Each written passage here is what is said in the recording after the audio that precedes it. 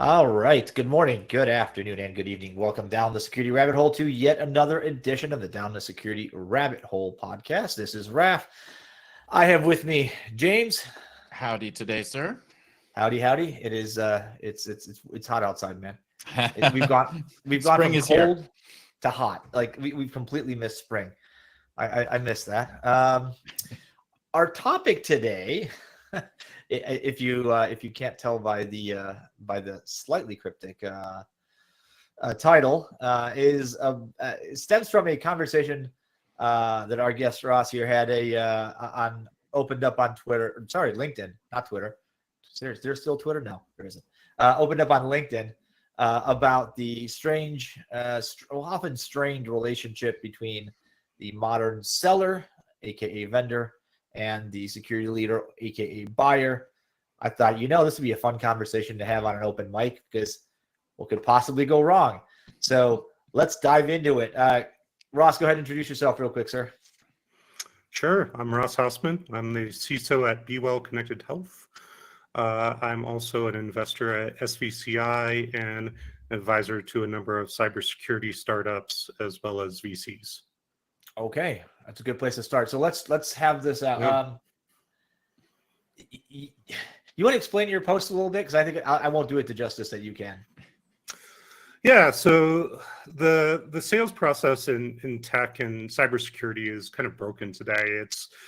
We have a lot of sales leaders that believe that cold calls and spam and you got to have 4 touches, and the more that you can quote unquote touch somebody, the more likely they are to buy. And this drives some really bad behaviors for CISOs. And so, I get probably 15 to 20 different messages a day, direct. And I'm not talking about the marketing spam that we get or anything like that. I'm talking personalized, a text, a phone call, a LinkedIn message, a direct email. And so, I'm getting all of this, and I asked my fellow CISOs, I'm in a number of CISO Slacks, hey, how many are you guys getting, you folks? And, the results were pretty staggering. A lot of people are getting 20 plus, a lot of people in the 15 to 20. And, I don't think sales folks understand, like, we can't respond to all of these. There's a reason why we're not responding, or that we're short, or that we're curt. It's just, if I responded to sales things, I wouldn't get anything else done all day.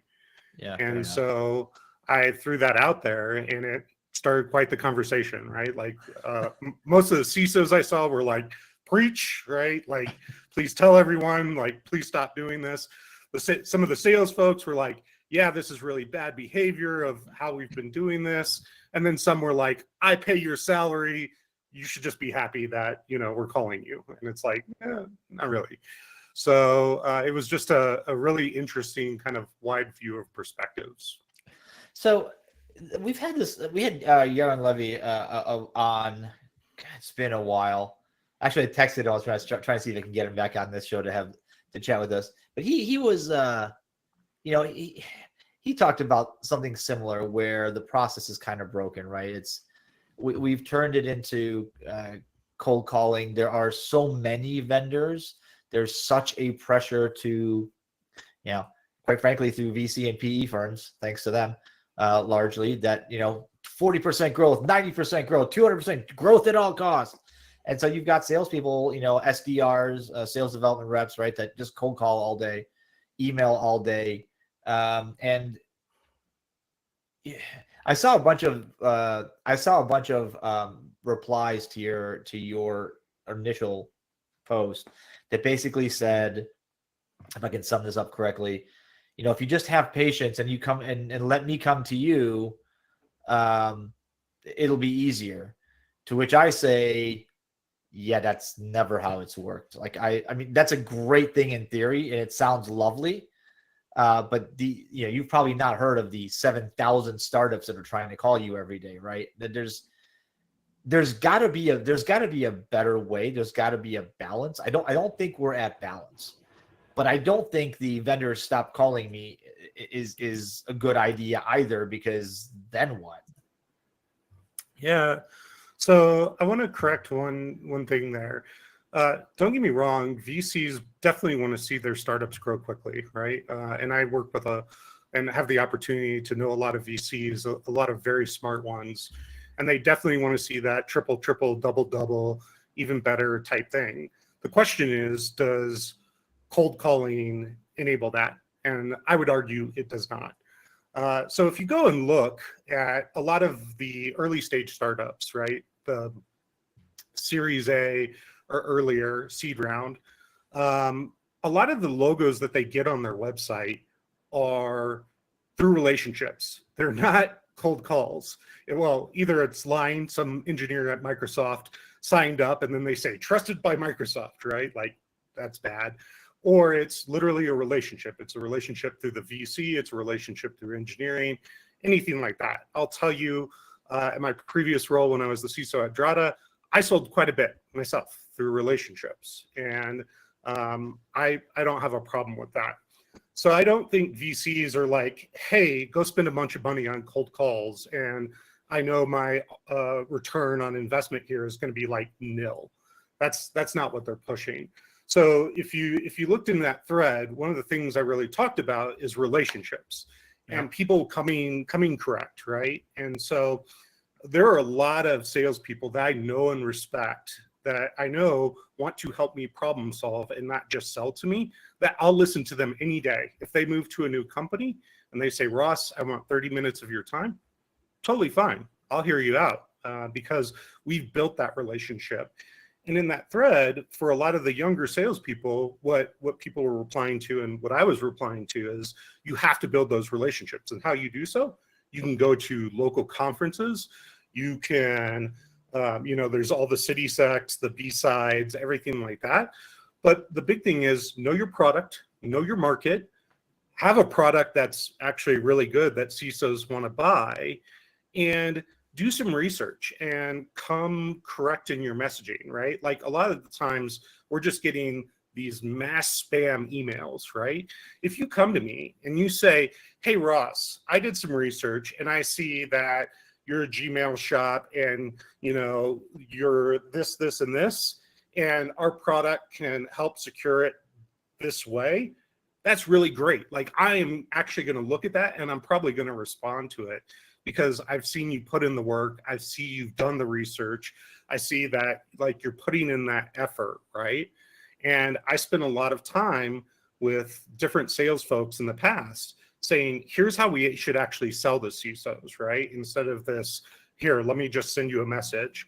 Like there's a whole process there, and I'm happy to go even deeper in it, but I feel like I'm just talking too much. So no, so I'm with you. But here's a couple of things that I've observed. So I spent a good chunk of my career on the buying side. I worked at GE for one of the largest, right? I worked at GE for 5.5 years in different divisions, and I will tell you, like my inbox, and it just never stopped. Everybody, that's the company everybody wanted to sell to. Everybody wanted our logo on there. We sell to this company. And everybody's pitch was awful. And then I joined the sales orgs, at least adjacent, did some consulting for a number of years. And like, there is a staggering amount of sales development work and what I mean by that is just, a bunch of people you go to a conference, stop by a booth, or you go to a conference and your name is part of a list, and that list gets bought by vendor X, and vendor X pays some company to call you, read off this script, and hey, can we schedule a meeting? That is a 100%, numbers game, right? Like that is, it's a purely, if I call 100 people, how many of them will answer? And I think it's the same reason that phishing email still shows up in such large quantities. Is it does work. It's got to hit some segment of the market. Otherwise, that whole world around sales development wouldn't exist. So, for better or worse, if it didn't work, that world wouldn't exist. Those companies wouldn't exist. Those jobs wouldn't exist. There's a lot of that. I also think that with the number of new companies popping up, there's a absolute metric poop ton of new salespeople that are flooding in that have previously sold cars, dishwashers, houses, widgets of some sort, kind, or value. And they're like, hey, sales is sales. I can sell anything, right? Which is fine. But security is, James, you're gonna hit me for this, and you probably can. Security is a little different here, right? Because it's such a niche, it's such a nuanced thing to sell. And so as people kind of come into that market, Ross, I don't see I'd love for everybody to go and develop relationships, but the volume of people, purely on volume, that would make your life impossible, right? Because you can't have a 1,000 people calling you that you say, I trust these, because they all work at different places. You can have a dozen or so, right? And then your other peer is going to have a dozen. So there's a very small circle of trusted salespeople. Everybody else is trying to figure out how to earn a living. And so, like, hey, just go to a B-Sides and go to a local ISSA meetup, to go do this, go whatever. I'm not excusing it, nor am I saying this is wrong, but like, that's a super slow ramp, right? Wherein they're like, hey, you got a $1 million quota, get after it. So where is it broken? Obviously, the Rapid7, they call you and pressure you into buying something. Like, we all hate that. Absolutely. I hate cold calls. I hate emails. I hate, what I hate more than anything is people sending me unsolicited calendar invites, because there's a very special place in hell for you. But like, I have tried to, reach out to people that I've interacted with on LinkedIn, interacted with in real life. And like, so much of the CISO community is so like, oh, you're a vendor, I'm not going to talk to you. Like, there's got to be that side of it. I think has to get fixed too. Don't you? I said a lot. Your turn. So I think you asked me where it's broken. It's broken in sales leadership, right? What you just said is like, hey, they're hiring all these people who don't know cybersecurity, who aren't spending the time to learn their product, learn the industry, learn their market, anything like that, but they have to hit numbers and start calling you immediately. That's broken. That's what's broken right there. Like, so if you think about it, right, a lot of sales today, right, even the sales leaders today are making it even hard for me to buy, even if I want the product, right? They want that 4-touch meeting, right? First, I need to talk to a BDR for 15 minutes, right? Then I need to talk to an AE for 30 minutes, and then I might get a demo, and then they want another talk. And like, I don't do that. You get one meeting. And this is something that Troy Markowitz, the CRO at Drata, I think is the best salesperson I've ever seen in my entire life, and the best sales leader. And the reason being is he said, hey, we're going to have our sales team trained. We're going to get one meeting. We're going to do a demo in that meeting. Our salespeople are going to know the product. We're not going to have solutions engineers. They're going to understand the market. They're going to understand the problem. You're going to understand what a SOC 2 is and everything like that. And guess what? That's how we're going to sell.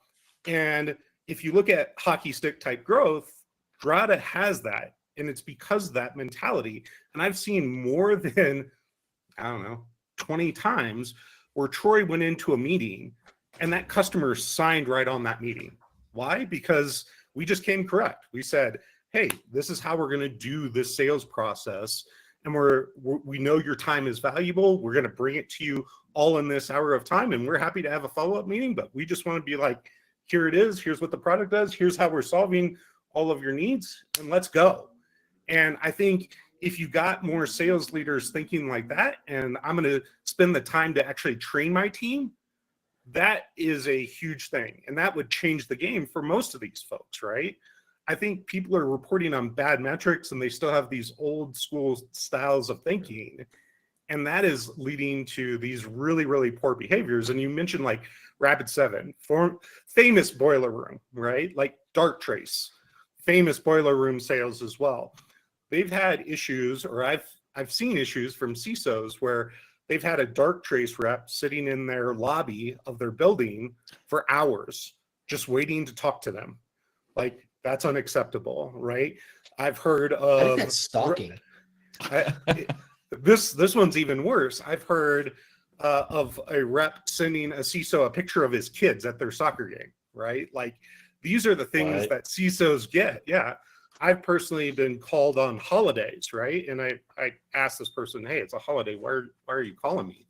Like, first of all, my number's on the do not call list. You shouldn't be calling it. But they said, I'm working today. I was like, well, I'm not. They said, too bad. I was like, okay. Like, this is not a good way to introduce me to your company, right? And so I think a lot of these CROs aren't thinking about the consequences of the KPIs and things like that, because if your first interaction is a really bad interaction with that company or that company's rep, you're not going to buy from them. A lot of times CISOs and others are just blocking entire domains now at the company level, because you email me, you email my CTO, you email my CEO.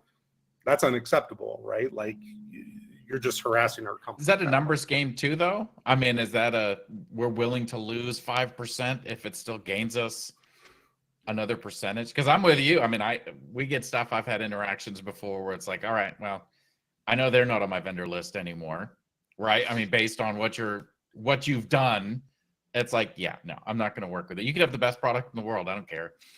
Like, Yeah. I'm fairly petty like that. Like, I don't think it's petty. You sent me, you're reaching out to me on a holiday. You're reaching out to me directly on a cell that's not listed, but because you reached out this one way and you got the information, like, yeah, no, that's not how we play this game. We get rid of that. But is that part of it's like phishing, right? Like, I'm going to send out 1 million, and if I can get 10% to click, then, we've got something. And to your point, the metrics aren't the right metrics. And but I do think, going back to the question of the building the relationships, the idea of going to like local chapters for stuff like that, there's the assumption then that the CISOs are at those. And that, I mean, I can tell you here, it's been a while since I've been to a local ISSA chapter, but when I went to those, there was probably 15 to 20 people, and 15 of those 15 to 20 are vendors. Like, there's no local CISOs going to those events. It's all marketing in those things. And so there's a difficulty there from a local perspective of, okay, which events do you go to that you're assuming that CISOs would be at to be able to start these conversations? Because I'm with you, like, build the relationship, but how do you get that foot in that door if you're not at these things? Like, there's no place to get to them. So that is a difficult thing. I wonder if AI, and it wouldn't be long after before we threw AI into this, how long until AI can build the profile for the salesperson to provide that initial insight that you're looking for, to be able to say, hey, look, I see that you're using this, right? Like, give me a profile for Ross. Hey, he works at this company. They use Gmail. They use F5s. They use this other stuff.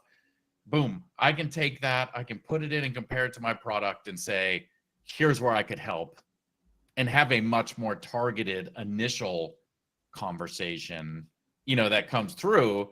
Because I think the scalability of, if I'm a salesperson, there's no way I'm building profiles on every single person I'm trying to reach out to, right? Like, that just doesn't scale manually. But I wonder if we see better profiles built that way to more easily target, to give you the information you want. It sounds like you have your next startup idea. I think you should start raising on it. I don't think that's not a bad idea, right? And I think there are AI sales tools right now.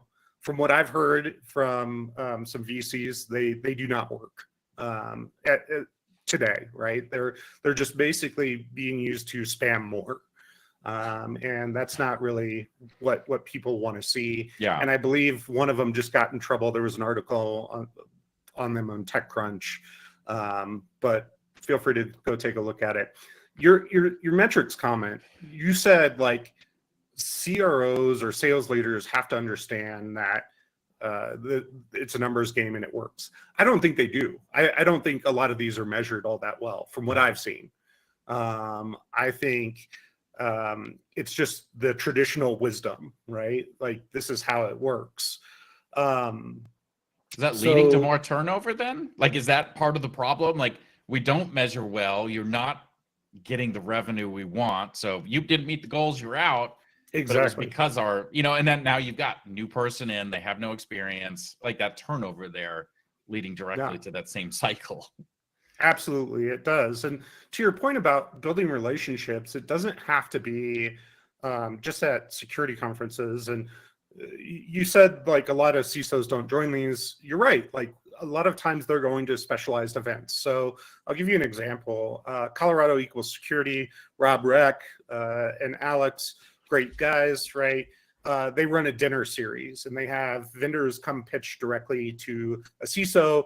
It's not really a pitch, I should say. There's a dinner topic. We talk through that topic. The vendor's there to kind of give their view of that topic. That's a great way to get in front of a bunch of CISOs. Like go to that dinner, have that discussion, set the topic, that type of thing. There are a lot of the Colorado security equals security leaders. A lot of the cities are now having these type of events too. So while you're right that, hey, CISOs may not always be at these things, their employees also are though, right? And that's actually the person you should be selling to, right? It's amazing to me whenever like salespeople really want to get me on the call, right? Even though I have a person leading this project because I write the check, I sign off on it, right?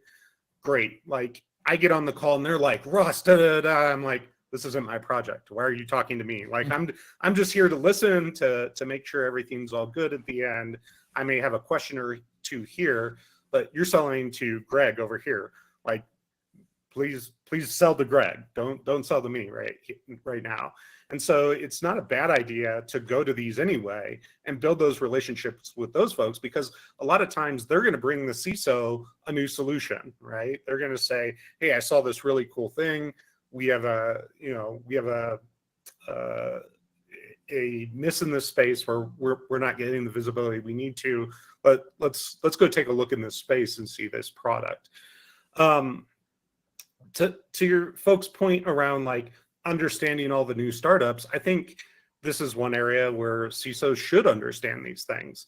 I just did a talk on budgets and CISO budgets, right? And one of the great things you can do to keep your budget lower is go work with these startups, right? Get design partnerships going, help them build out that product. And you should be knowing what's going on in this space, in my opinion, if you're a CISO.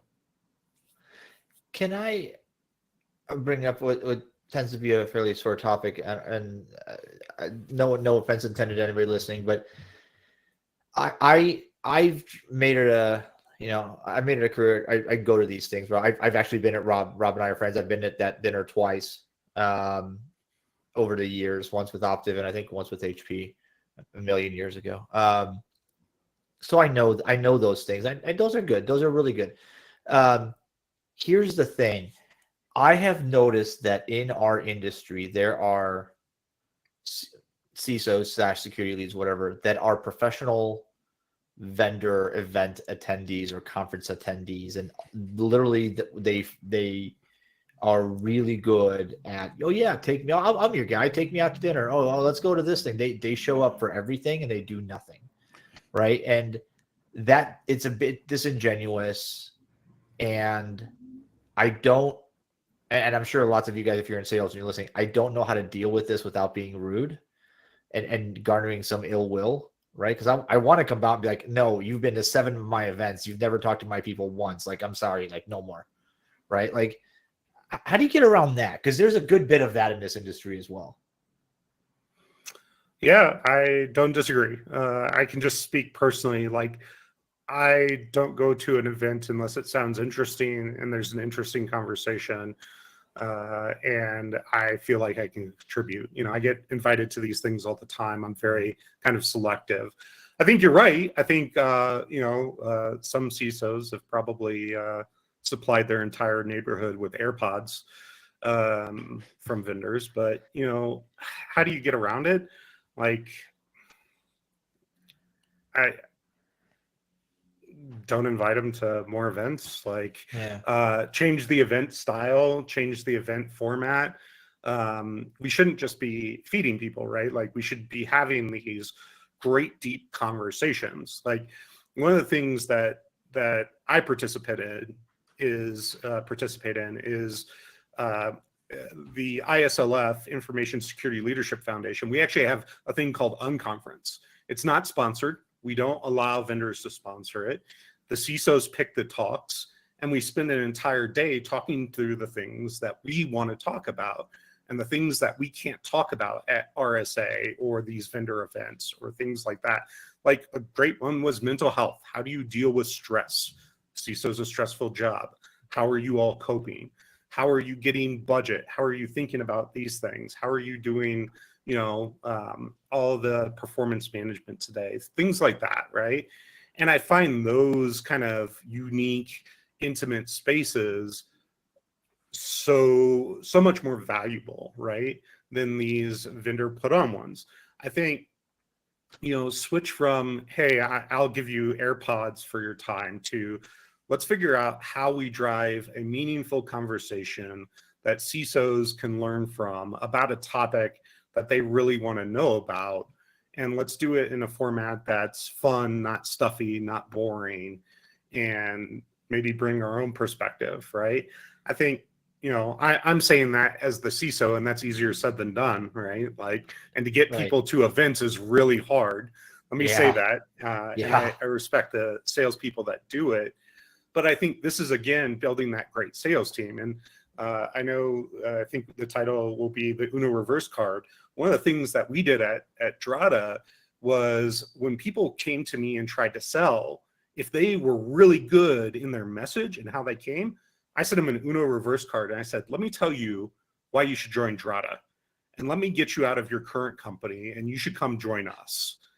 And we hired so many great sales folks that way, because we stole them from these companies, and we're just like, here's our sales leadership, here's how we're selling, here's how we're rolling. How does this sound? And people would just be like, yes. And so I started doing it. Daniel, the CTO, started doing it. Adam, our VC Hosman was there doing it.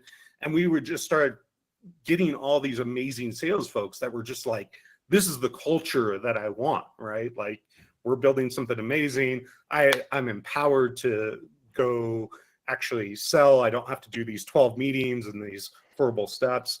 Let's go build this sales organization that we really want. Can you put a fine point, because you mentioned the AirPods thing a couple of times? It feels like the industry takes an integrity hit every time we offer somebody something for a meeting. Like, hey, sign the AirPods thing I've seen like 50 times on LinkedIn recently. Like, hey, take a meeting with us, get a free drone, get a free set of AirPods, 2 tickets to a baseball game of your choice, whatever. Like that. Does that work? It doesn't, right?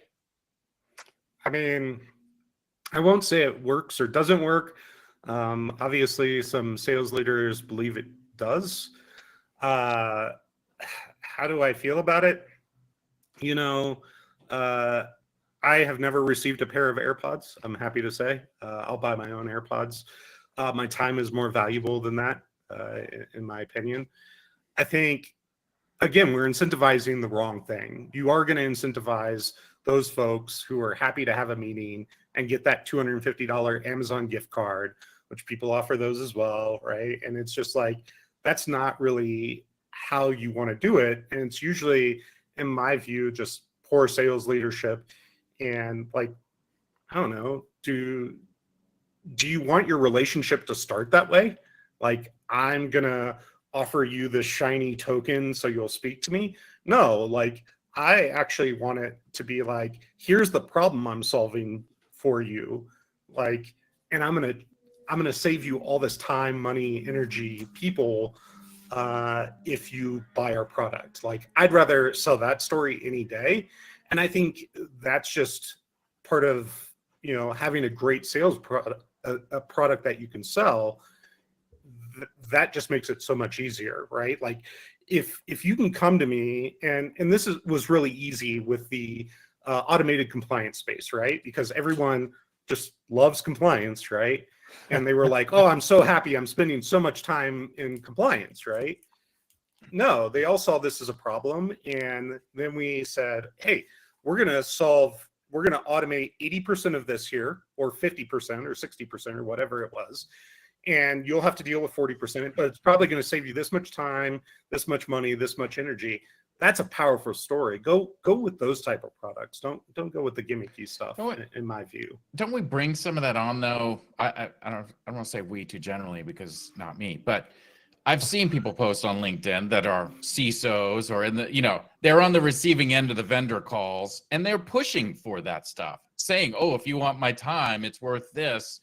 Like, you should be sending me this, or if you want my time, there better be something in it. Is there a difference between the people? Like, I feel like there's CISOs that are actually trying to cut budget, like do things in an efficient way. And then I think, there's still a large swath of people that are still out there building their kingdoms. And it's like, I want to have the biggest budget. I want to have all the toys. I want to have all this stuff. And you know what? If you want to talk to me. There's a good chance I'm going to bring it in, because I'm going to show a need for it. And I've got this huge thing, whether it's secured me or not, I don't know, but we're building that up. But we definitely see on our side of the fence people pushing for that type of thing. So it can't be sales is messing up because they're just assuming people want this, or people are telling them they want it. I mean, if somebody's telling you that they want an AirPods for a meeting, that's just bad, and you probably shouldn't want to do business with that person. I think there is a big thing for people use these things to try and stand out, right? Like, I'm trying to think of one. I get invited to these dinners all the time, and one salesperson kept hitting me up, and I was like, I'll tell you what, you go book here, and then we'll do it. And it was a Michelin star place, and it wasn't just me. And I was like, go book here, and then we'll do it. I didn't think he would do it. He went and did it, right? So absolutely, I sat with that team and everything like that. Did he get my attention that way? Sure. Did we buy because we went there? No. Did we take a look at it because we were already in that market space? Absolutely. And that's why they even had my contact information, right? We had been looking, and I'll tell you, this was the SIM space of like, what do we want to do here at the next level? So, I mean, I think it's a difficult one, because sales tries to use it to stand out. CISOs don't want to go have another mid-level meal where they're just being marketed to the entire time or sold to, right? So this is where I kind of get back to, how do we create events or experiences where it's more, hey, let's have a CISO conversation when we're all together hanging out, and let's have a really good topic where we can learn from each other. Those are the kind of experiences that I'm more interested in myself. And I'm actually going to a dinner tonight. It's handled by Hitch Partners. Do you guys know who Hitch is? Like the CISO recruiter, Michael and team. They're fantastic. Why am I going? I really like Michael. He's an amazing person. He's really smart. He understands the industry. That's the entire reason I'm going, not because of the vendors or things like that. And I believe we will have an amazing conversation out of that. So let's wrap it with this. For all because a significant amount of sales reps listen to this show, because I like to think it's because we have people like you, and you have excellent guests that they want to hear from, not just because they want to take down your name and figure out how to get in touch with you later. But for those that are listening, like, what's your advice on? So we've kind of gone the gamut here, right? You just joined a company. You've got a quota to fill. You got meetings to get. You got to try to get this, whatever this widget is, sold. If they're trying to approach, right? What's the advice you'd give somebody that's relatively new that would work? Yeah, I think do your research again on your market, your product, everything like that. Do the research on my company and where we're at, where we hosting, things like that. Make sure it might be a product fit. Personalize it. Typically, one thing that I've seen work a little bit better is videos. People creating personalized videos typically get better responses because this person spent the time doing this, right? And that, at least for me, for some CISOs, will get you a little bit better response. I don't think sending the 4 LinkedIn messages in 4 days is the right way to go. You just annoy people and they end up reporting you and blocking you and don't want to deal with you. But I also say, like, come, instead of like just trying to hit your quota and trying to sell me something, come trying to understand, like, hey, I can help you solve this problem, and let me tell you how, right? And if not me, here's the market. Here's why I think we're best in the market, and this is why you should buy us, right? Like the issue that you mentioned earlier, we have too many companies popping up in the same space, right? Automated compliance, right? There were 2, and then there were 20 6 months later, funded by a whole bunch of VCs, and they all built out these sales teams. So CISOs are tired of hearing the same thing over and over and over from 20 different companies. And it becomes, why do I care? Why you, that type of thing. I think you have to get real personalized and say, here's the problem I'm solving. Here's why me, right? Here's why we're the best. Here's why we should earn your business. A lot of times we just don't get that. It's mass spam. A lot of times CISOs, we're seeing they get our names wrong. They get our companies wrong. Like we're just inundated by that type of thing. I get the ones where it's like hi, and then it's like the template verbiage. Yeah. And it's like, oh, just kidding. I know who you are. You thought this. I'm like, yeah, well, you lost me at hi template. Like, I didn't read past that. Right. Have you seen those where they pretend like it's a spam thing? And then they're like, oh, just kidding. I know it's you, James. And they move forward with it. And it's like, that's not going far either. It's a difficult thing to try to conquer for a salesperson. Let's also say it's not just sales, it's CEOs, right? So it's a lot of startup CEOs are trying to do founder-led sales, and they hit up CISOs all the time too, all the time. And they do a really, really poor job at it. Like it's amazing. It's like, hey, I have this new startup, we're doing this cool thing, and then it's very broad, it's very buzzwordy. It's like, at the end of it, I have no idea what you do. I have no idea what problem you're solving for me. You just asked for 30 minutes of my time, which I don't have to give to you, and I have to be very selective about. Like, no, get very specific. Tell me what problem you're solving, how you're solving it, and why you're better. So you just hit, so I'm going to RSA next week. Are you going? I am. All right. I want to send you, we've got a fun event if you're going, but if not, there's something else I want to send you an invite to. Anyway, you hit upon my pet peeve. Having been adjacent or helping marketing functions kind of figure out who their audience is and how to write things that people don't hate.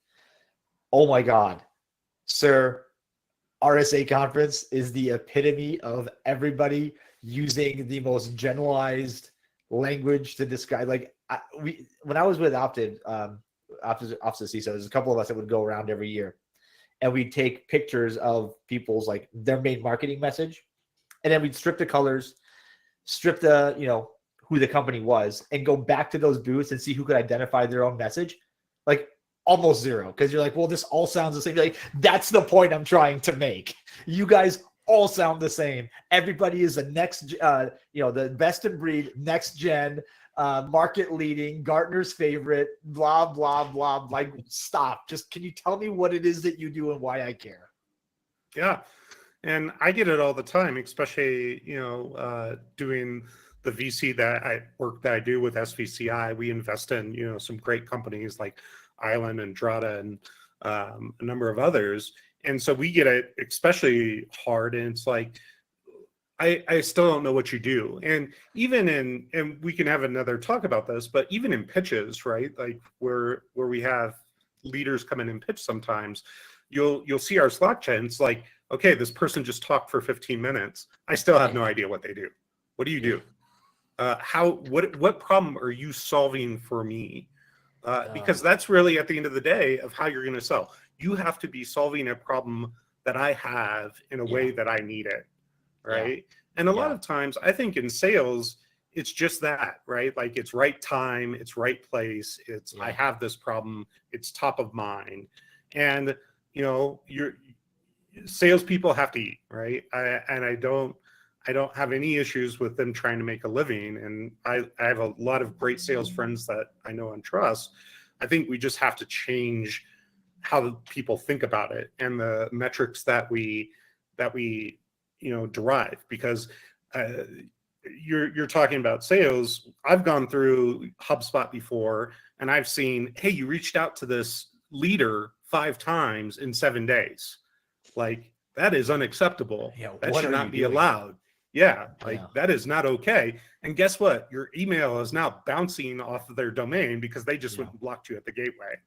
Like, we just have to train this industry a little bit better and give salespeople the time to build those relationships and BDRs and everyone else in that organization. Does that work though? I mean, just a final point on that piece, right? Of the giving of the time. Most salespeople, I assume, still work off commission. Right. So the time piece is somewhat on them as well. Like, oh man, if it's going to take me this long to ramp up, I'm that long without commission. Does it change the process of how salespeople are brought in, where it's hey, for the first 6 months, you're actually going to be making this as a salary because we're not basing it off commission, so you can build up. But that already happens. Does it? Okay, I don't know. I don't work in sales. Yeah, that already happens. It does to a point, but to James's point, there are still really bad metrics that are put on these folks. You have to make this many calls. You have to make this many contacts. You have to send this many emails. It doesn't look at the quality. It doesn't look like, hey, like I sent 10 and I got 5 responses versus I sent 1,000 and got 5 responses, right? It's just like you sent 1,000, so you must be doing really well. Like, no, let's take that back and let's really think about that and empower our sales folks, train them, give them the time and the opportunity to make those connections, because it's going to be far better for your company. If I go start a startup someday, if I ever have the guts to do so, because it's a very gutsy thing to do, I'm going to go back through every salesperson that I have a great relationship with. I'm going to try and hire them, right? I don't want a bunch of BDRs and SDRs just spamming people. I want people that are going to go into their market and go win it and be able to sell really well. And I think if you look at the best cybersecurity companies today, that's what they did. Go look at Wiz, for example. Everyone talks about Wiz, right? Everyone has their picture with one of the founders and why the Wiz acquisition is good for them. But if you go look at Wiz and what they did, they hired certain salespeople that knew the big financials industry very, very well and had those relationships. And that's how they won big financial, right? That's how they won the banks. That's how they grew their business massively, very quickly. Yeah. All right. Well, that's a good place to end, because we could have this continue this conversation forever and ever. So much to talk about. Maybe we'll do a follow-up. I like follow-ups. They tend to be good episodes. All right. Ross, thanks for your time. I know this is taking stuff out of your day, and when we post this, I'll tag you on LinkedIn, and you'll get I'm sure you'll get some comments. We always do. Probably. So, all right. Hey, appreciate your time. Thanks for being on the show, folks. Thank you for listening, and I hope you enjoyed it. This has been another episode of the Down the Security Rabbit Hole podcast. Check us out. Share us with your friends. This may be helpful to somebody that you know. So, on that note, we'll talk to you guys later. Catch you another time, another place on another Down the Security Rabbit Hole podcast.